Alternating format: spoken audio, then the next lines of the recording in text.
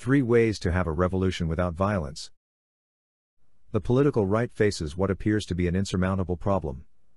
They appear to be stuck between the devil, that is a violent overthrow of the established system, and the deep blue sea of a system that is predicated on parasitism.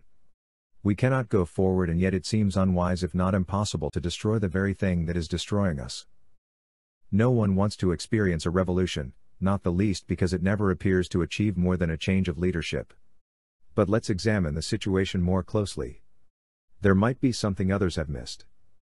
Regardless of what precipitated the revolution, and regardless of the justice of the cause, revolutions are violent overthrows of the state, and in such conflicts, the most violent and ruthless fraction will win. Even if they were not the main precipitators of the revolution or at the center of the fight, the group less worried about death and destruction will likely to keep fighting until everyone else quits, which leaves them with the reins of power. These winners of the revolution may espouse a different set of policies than the ousted government, but in fact, nothing much will change. It cannot. The winner will still be a political faction focused on remaining in power. There is something common to all governments, that is important we understand: they are always parasites.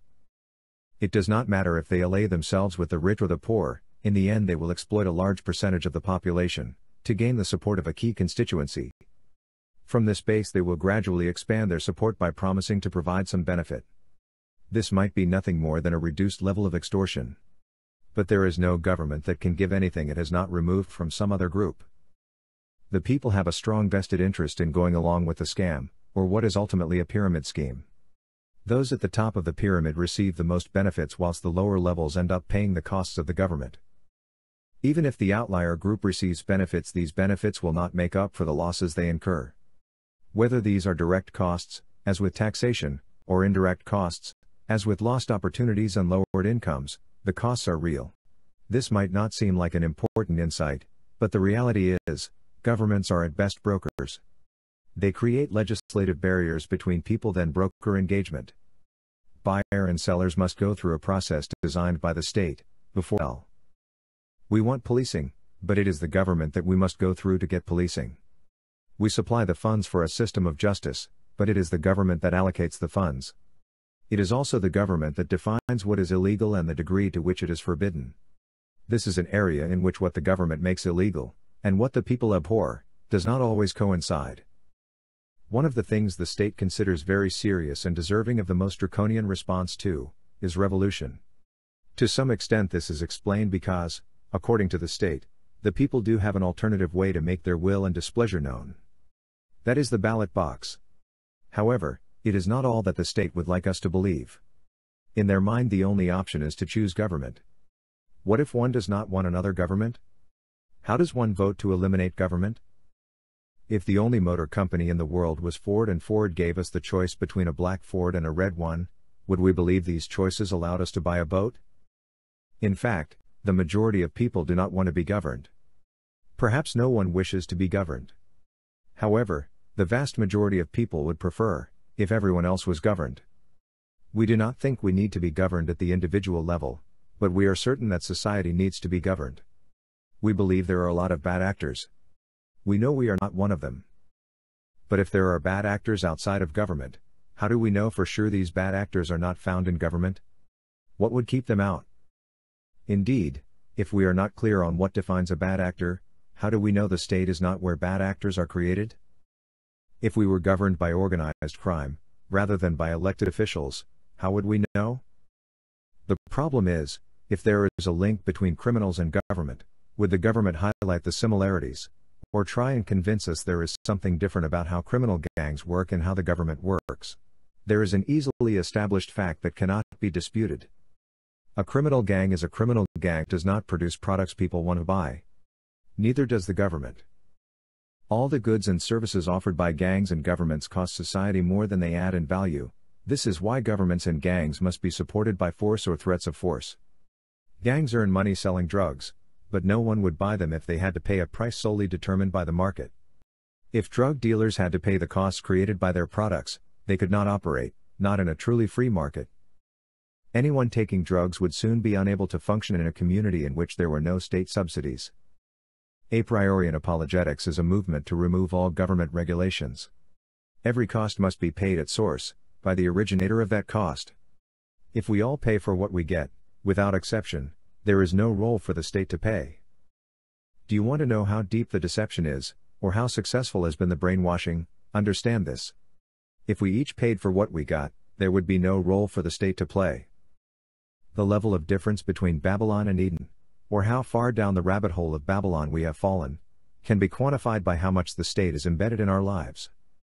Measure the level of transfer payments and you have a clear idea of how Babylonian your system is. There is no way the state can be reconciled with an Edenic market.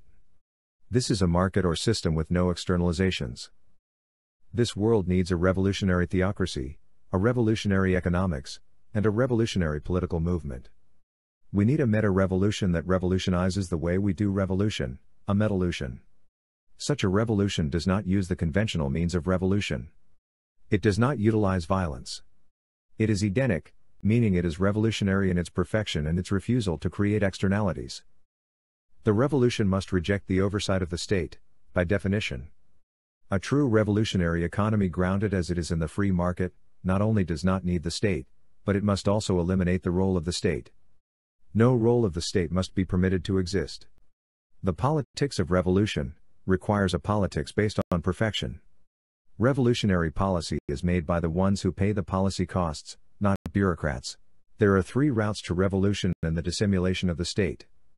Not only do these paths not require violence, any violence needed is a setback. These are economic and theological routes. All a revolution requires is revolutionary change. The most revolutionary of all revolutions is a revolution that abjures violence. The Church has never needed the state and in fact is not even compatible with the state. We are to separate, we are to give to Caesar what is Caesar's and to God what is God. We cannot have two masters. We cannot have a revolution under the master of violence. But the Church cannot divide from the state whilst remaining an institution of the state. Therefore, to be a church is to be a revolutionary church. Our property cannot be licensed from the state. Our works of faith cannot be done for the state or be controlled by the state. We must have our own way of measuring value. The Church is called upon to be revolutionary. Without this we do not serve as a light to the world. This means revolutionaries need their own policy platforms, divorced from the liberal state. This means our policy is not centralized on the state or its power to inflict violence. Our policy is an expression of our economics and our works of faith. The revolutionary church is created by a few people coming together to help one another in faith. It is from such as this that the church is built and the revolution perfected. The more we help without the aegis of the state, the greater is our perfection. Our politics is the politics of accountability. The greatest political act we can perform is to make ourselves accountable to other believers. For this to happen we need a unit of measure that is not corrupted by the costs of the state. However, creating money cannot create costs that are not covered by the unit created. If this sounds confusing, it ought not. Money is a unit of account. It ought not create what it is supposed to measure. It would be like a foot creating inches every time a ruler is used. The idea is bizarre, of course, but we seem to think it natural to create interest payments when money is created. Oddly, we do not think it weird that a state that makes absolutely nothing can literally make, as in print, money. What if a person set up a new nation on an island and this nation had only one business, and that business was printing dollar bills? It makes no sense, yet this is but an extreme example of what every nation on the planet does. Our revolution needs to eliminate externalities connected to religion, politics. Money is a unit of account that quantifies what we do for each other, as the church. We help one another and in so doing we produce value. This value can be quantified and issued as a currency. This builds the church because it benefits us, as the ones who produce the value. A revolution is nothing more than change divorced from the past. A revolution dispenses with the roles and models of the past to begin a new journey. The past was exploitative and oppressive. It is a culture based on violence and paid for by exploiting the productive. We can and must change this path for one that eliminates parasitic freeloading, particularly the freeloading of governments. We can create a church based on people helping people, moderated by a currency that is created from the wealth we add to the things of God, by means of our works done in faith. We can and must create a politics of justice where those who create the wealth becomes the sovereign owner of that wealth. The rights of the Creator must be respected. This is revolutionary, and it is the revolution which